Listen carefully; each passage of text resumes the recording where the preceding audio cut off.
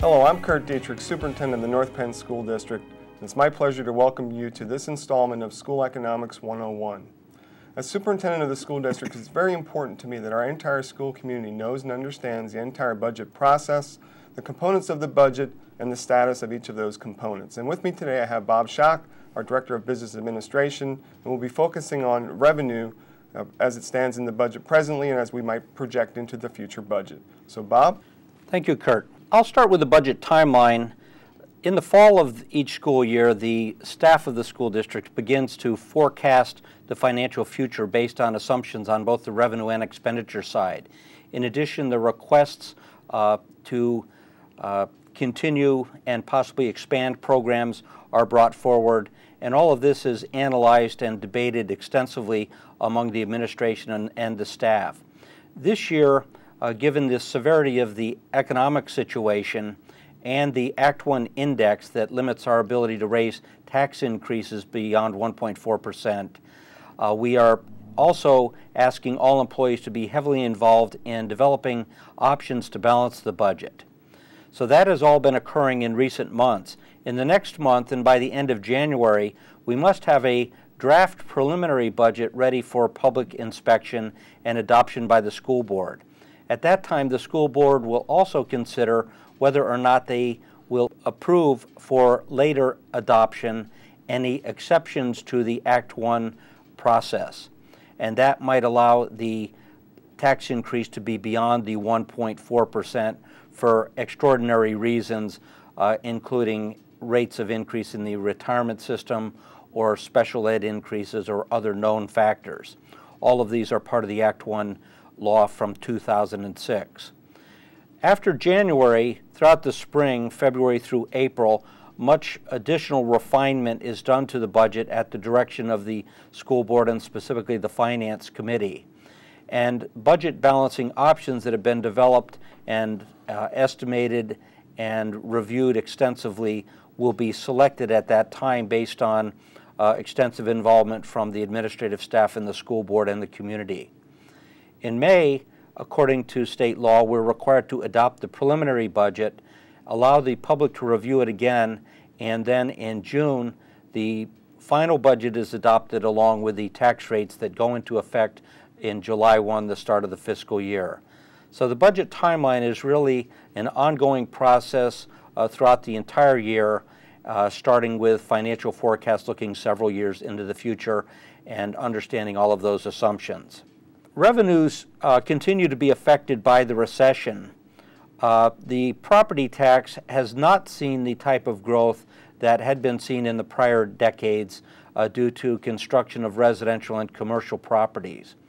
So a 1.4% increase will yield about $1.9 million of new revenue, except that this year, as last, we have seen an extensive number of property assessment appeals filed by both commercial and residential property owners.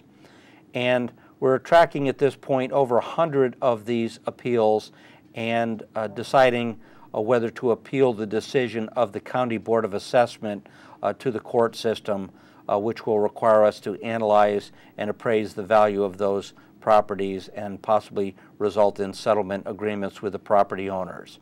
So all of that's underway, a great deal of additional activity in that area beyond what we're used to.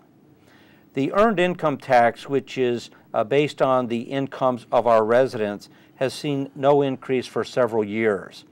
This is a combination of low salary and wage increases and unemployment. So this is an area that had been growing on a $13 million component of our 40-some revenues. This had been growing by 5 or 6% previously, and for the last 3 years it's been stagnant. The realty transfer tax, previously a $4 million item, has dropped to 40% of that number, and we track that on a month-by-month basis and have seen it averaging in recent months 40% of normal. Investment earnings, again, had been about a $4 million revenue item in a $200 million total revenue budget, and that has dropped to 20% of what it was several years ago. The local revenues are not the only things impacted by the recession. the state revenues have also been impacted, and the state provides about 50% of public education funding across the entire Commonwealth. Now, wealthier districts like North Penn receive less funding from the state, and the poorer districts receive more. But all districts are affected by the weak revenues. In the last 2 years, the federal stimulus program has supported both the district as well as the state budget. And the question is, will that be able to continue if the federal government does not continue the federal stimulus money? And of course, we've seen a change in the political climate in Harrisburg that will also have an effect on that, we believe. At this time, we're using methods of budgeting that attempt to get us through this recessionary period, minimizing any impact on the instructional program. Those methods include refining all estimates of both revenues and expenditures to be sure they're accurate given the changing economic circumstances, but also ensure that they have some caution, but as little caution as possible as we attempt to tighten up the entire budget and all of the estimates. On items that are routinely replaced, and these would include anything from textbooks on a 7 or 8 year replacement cycle, uniforms, all types of equipment, and many other items, we're asking the staff to prepare replacement schedules so that we can look at whether we are, given the current decisions, affecting our future and the ability to have modern textbooks, modern equipment to support the instructional program. We do not want to make decisions now that impact the ability to have those instructional resources in the future. The big effort this fall has been to generate as many options as possible, both revenue increasing options and expenditure reduction options. Staff throughout the entire organization, the school board, and community members are bringing ideas forward, and they are being analyzed in the appropriate level of detail. For some of these items, we are conducting a major study working with best practice partners from other school districts, even looking out to private organizations, other government organizations, to see how they're adopting their practices based on the tough economic times. So that is an all-consuming effort. We'll focus on a few of those right now. The extremely competitive economy at this time has allowed us to save approximately 10%, but in some items as much as 30% by expanding our bidding efforts. State law requires us to conduct public bids on anything over $10,000, but we have, as board policy, reduced that number to $2,000 at this point in time, which means we will go from bidding approximately 50 bids up to probably 150 and even more, bidding virtually everything and tracking the additional savings through this bidding effort. This requires us to expand all efforts of that, develop additional specifications, put out the bids, open the bids, tabulate the bids, have the board adopt those bids at its monthly meetings. So that's a major effort. We believe the impact of that will be minimally $200,000 and maybe more. In addition, we are looking, for the same reasons of a very competitive economy, to renegotiate all contracts with outside vendors. These vendors do everything from inspect the fire alarm equipment to do indoor air quality testing, to provide alternative education or special education services. And we are looking at all of those contracts, reviewing the percentage increases in prior years, and determining whether or not we can negotiate either a reduction of the contract or at least holding those contracts going into the future. Again, we believe that to be worth a couple $100,000. We're also looking to generate more Medicaid revenue to fund health-related services for eligible special education students. We expect this effort to bring in an additional $700,000 or $800,000, possibly even as much as $1 million on top of the $800,000 we're currently bringing in through the efforts of about 175 people who offer those services to our special ed students. We're working with best practice school districts throughout Pennsylvania to determine how they operate various aspects of that complex process in order to generate money beyond what we are generating.